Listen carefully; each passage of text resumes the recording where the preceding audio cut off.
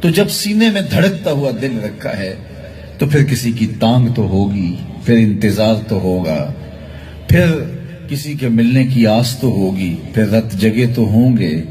اور اس دل کا یہی زیور ہے، یہی دل کا حسن ہے، یہ بےتابیاں ہی اس دل کا جمال ہے۔ اقبال نے کہا قید میں پہنچا تو حاصل مجھ کو آزادی ہوئی، دل کے لٹ جانے سے اس گھر کی آبادی ہوئی۔ ہر شے لٹتی ہے تو برباد ہوتی ہے، یہ لٹتا ہے تو آباد ہوتا ہے۔ برق گرتی ہے تو یہ نخل ہرا ہوتا ہے۔ ایک عجیب کائنات ہے، ہر شے ٹوٹ جائے تو بے وزن ہو جاتی ہے، بے قیمت ہو جاتی ہے۔ یہ شیشہ آپ گینا کتنا قیمتی ہے، لیکن اگر اس کو توڑ دیا جائے، چور چور ہو جائے تو اس کی کوئی قیمت نہیں رہے گی، لیکن جتنا زیادہ دل ٹوٹے گا اتنی ہی قیمت بڑھ جائے گی۔ تو بچا بچا کے نہ رکھ اسے، تیرا آئینہ ہے وہ آئینہ، کہ شکستہ ہو تو عزیز تر ہے نگاہ آئینہ ساز میں۔ یہ جتنا زیادہ ٹوٹ جائے اتنی قیمت اس کی بڑھ جاتی ہے۔ تو یہ طے شدہ ہے کہ جب سینے میں دل ہے تو پھر کوئی دل بر بھی ہوگا۔ اب کسی سے ہم محبت کرنے پہ مجبور ہیں، کیوں مجبور ہیں؟ اس لیے کہ ہمارے سینے میں دل رکھا ہوا ہے۔ جب دل ہے تو پھر دل بر کی بھی تلاش ہوگی۔ اب کسی سے محبت ہم کرتے کیوں ہیں؟ اس کی بھی تو کوئی وجوہات ہوتی ہیں، کسی سے محبت کیوں کی جاتی ہے؟ عمومی طور پہ کسی سے محبت اس لیے کی جاتی ہے کہ اس کا ہمارے ذمے کوئی احسان ہے، تو ہم محبت کرتے ہیں کہ اس نے ہمیں مشکل وقت میں ہمارے کام آیا تھا، تو اس کے لیے جذبات محبت پیدا ہو جاتے ہیں۔ اگر کسی سے محبت اس لیے کی جاتی ہے کہ اس کا کوئی احسان ہے ہمارے ذمے، تو پھر آؤ حضور سے محبت کریں، اس لیے کہ ہم اپنے وجود میں بھی ان کے محتاج ہیں۔ اگر وہ جلوہ گر نہ ہوتے تو کائنات کو خلعت وجود ہی نہ ملتا، محمد نہ ہوتے تو اے بندہ پرور خدا خود ہی ہوتا، خدا ہی نہ ہوتی۔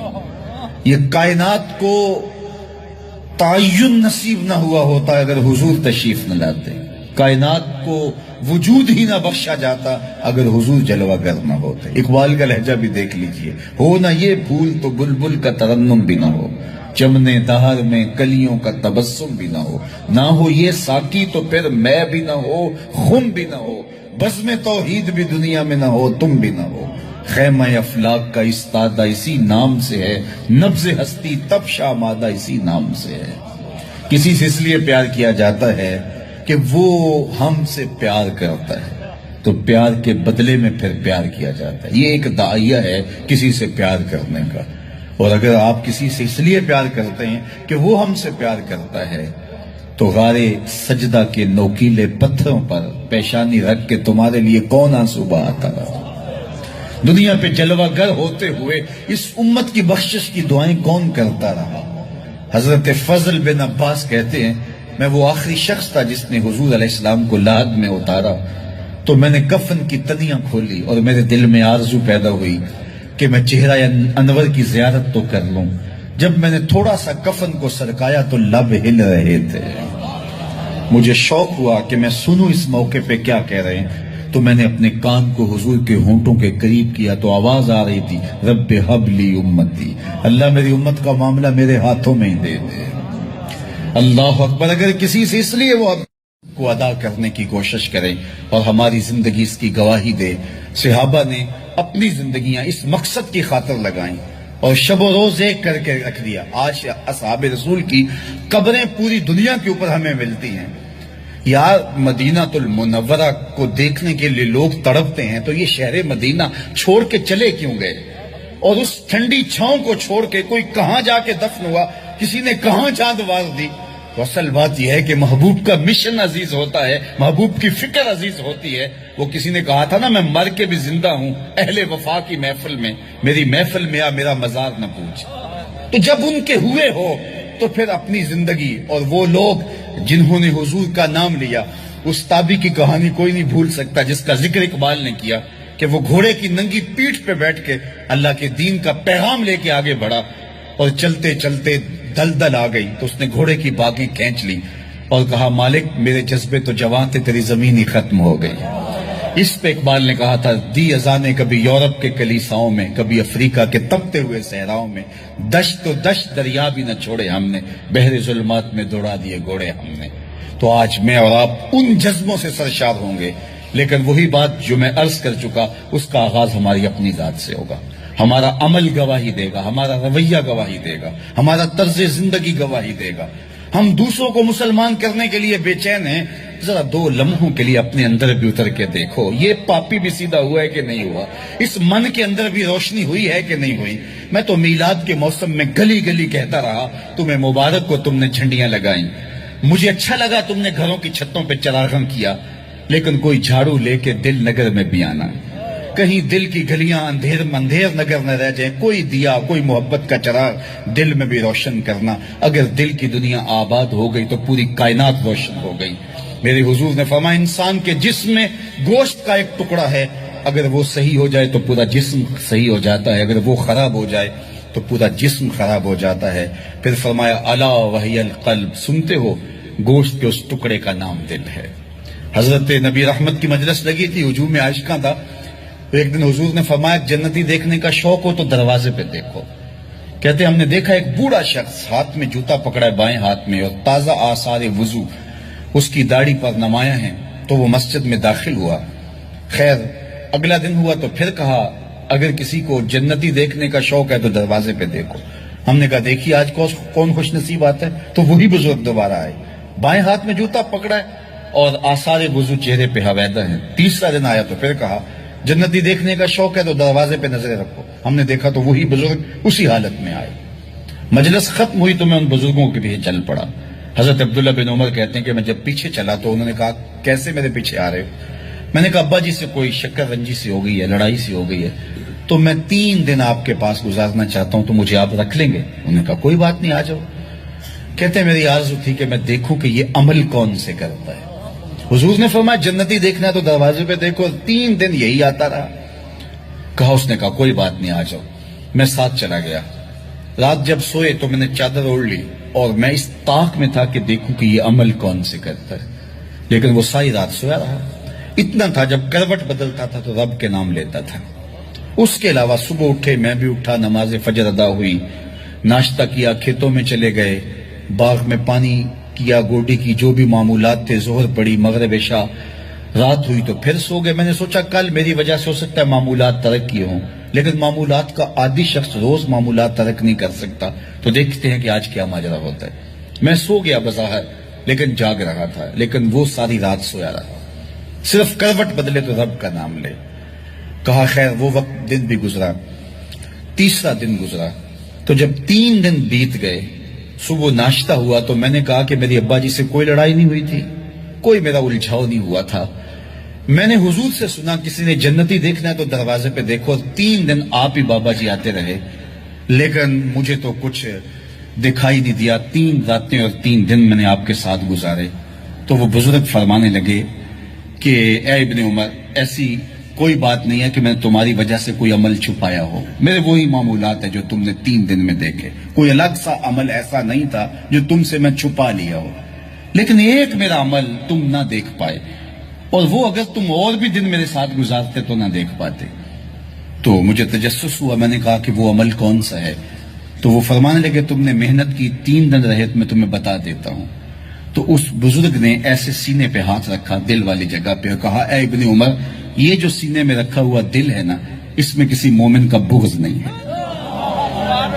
تو اس میں کسی مومن کے لیے نفرت نہیں رکھی ہے، بغض نہیں رکھا ہے۔ تو آج میں اور آپ جنت کے مسافر بننا چاہتے ہیں تو اس اندر کی دنیا کو صاف کیجئے، اور جب اس میں جھاڑو دیں گے اور اس کی صفائی کریں گے تو پھر محبوب کے جلوے آپ کو یہاں دکھائی دیں گے، نہ مسجد وچ نہ مندر وچ، لب یار نو اپنے اندر وچ، وفی انفسکم افلا تبصرون۔ تو آئیے میں اور آپ اپنے باطن کی صفائی کے لیے کوشاں ہوں۔ زندگی لمحہ لمحہ ٹوٹ رہی ہے، اور میں اور آپ ایک ایک سانس کر کے اپنی زندگی کو توڑ رہے ہیں۔ یہ اٹھتے ہوئے قدم ہیں، سیدنا علی المرتضیٰ فرماتے ہیں، یہ ہماری جو سانسیں ہیں یہ اٹھتے ہوئے قدم ہے، یہ پگھلتی ہوئی برف ہے جو ہمیں موت کے قریب لے جا رہی۔ ایک بزرگ کہتے ہیں مجھے یہ سمجھ نہیں تھی کہ یہ جو قرآن نے کہا ان الانسان لفی خسر، بے شک انسان خسارے میں ہے، تو میں نے کہا یہ خسارے میں کہاں ہے؟ کہاں گھاس پھونس کے جھونپڑے اور کہاں علی نصب گھر اور بنگلے، انسان تو آگے جا رہے ہیں، تو یہ خسارے میں کیوں کہا گیا؟ تو میں سمرقند کے بازار سے گزر رہا تھا، وہاں ایک آدمی پھٹے پہ رکھ کے برف بیچ رہا تھا اور ساتھ آوازیں لگا رہا تھا۔ آج کل تو یہاں وہ پاپڑ بیچنے والے بھی آوازیں لگاتے ہیں، تو وہ سمرقند کے بازار میں برف رکھ کے میں ایسا تاجر ہوں جس کا راس المال پگھلتا چلا جا رہا ہے، کیونکہ برف ایک ایسا سودا ہے جو گاہک کا انتظار نہیں کرتا۔ آپ کپڑا بیچتے ہیں، آج گاہک نہیں آئے، ہو سکتا ہے کل 4 آنے مہنگا بیچ لیں۔ آپ پیٹرول بیچتے ہیں، ہو سکتا ہے پڑا پڑا 6 روپے اوپر چلا جائے، آپ کروڑوں کے فائدے میں چلے جائیں۔ لیکن اگر برف کا کل گاہک آپ بھی آ گیا اور مہنگی بھی ہو گئی، برف ہی نہیں ہوگی، تو وہ کہتا ہے لوگوں میرے پہ رحم کرو، مجھ سے برف لو۔ میں ایسا تاجر ہوں جس کا راس المال پگھلتا چلا جا رہا ہے۔ ارحموا ارحموا علی من یذوب راس مالہ، تو قدم رک گئے اور کہا کہ مجھے ان الانسان لفی خسر کا ترجمہ سمجھ میں آ گیا۔ جس طرح تیری برف پگھلتی جا رہی ہے، میری زندگی پگھلتی جا رہی ہے۔ تیری برف قطرہ قطرہ پگھل رہی ہے، میری زندگی سانس سانس پگھل رہی ہے۔ اگر تو اب بیچ لیتا ہے، اس کے بدلے درہم لے لیتا ہے، دینار لے لیتا ہے، پادشاہ جات لے لیتا ہے، کوئی جنس لے لیتا ہے، تجھے 4 آنے بچ جائیں گے۔ اور میں بھی ان سانسوں کے بدلے درود پڑھ لیتا ہوں، ان سانسوں کے بدلے نماز پڑھ لیتا ہوں، سانسوں کے بدلے قیام کرتا ہوں، رکوع کرتا ہوں، سجود کرتا ہوں، کسی دکھی کے کام آ جاتا ہوں، کسی پریشان حال کی پریشانی دور کر دیتا ہوں، تو یہ میری سانسیں کام آ گئی۔ تو آج وقت ہے، وہ کسی پنجابی شاعر نے کہا تھا نا، آج ساوی نے کھلے راوی نے انج ٹوک نوکھڑے ٹکڑے نہیں۔ آج وقت ہے، آج فرصت ہے۔ وہ فقیر کھڑا تھا بازار میں، رو رہا تھا، تو کسی نے گزرتے ہوئے کہا بابا کسی نے مارا ہے، تنگ کیا؟ کہا نہیں کوئی ایسا ماجرا نہیں ہوا، ان کے رویے نے رلا دیا تھا۔ کیا مطلب؟ کہا ان کو دنیا میں کھوئے ہوئے دیکھا، دل میں ترس جاگا، تو میرا خیال ہوا ان بندوں کی رب کی صلح نہ کروا دوں۔ تو کہا پھر کیا ہوا؟ کہا میں نے اس سے بات کی، آواز آئی لے آ میری چوکھٹ پہ، ایک آنسو سے سارے گناہ معاف کر دوں۔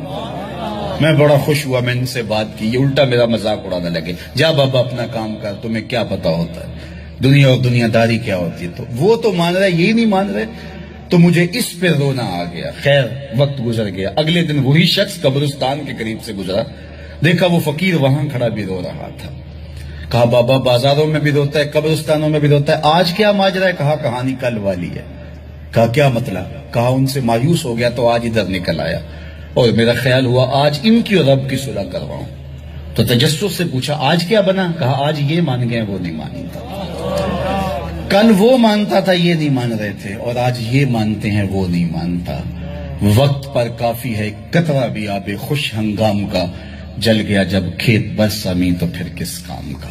آئیے میں اور آپ اپنے رب سے اپنے تعلق کو جوڑ لیں، اپنی زندگی کو کبھی بھی نماز سے محروم نہ رہنے دینا۔ سونے سے قبل 5 انگلیاں بھی گن لینا اور 5 نمازیں بھی گن لینا۔ اس شخص سے بڑا بدبخت کوئی نہیں ہے جو رب کے حضور سجدہ ریز نہیں ہوتا ہے۔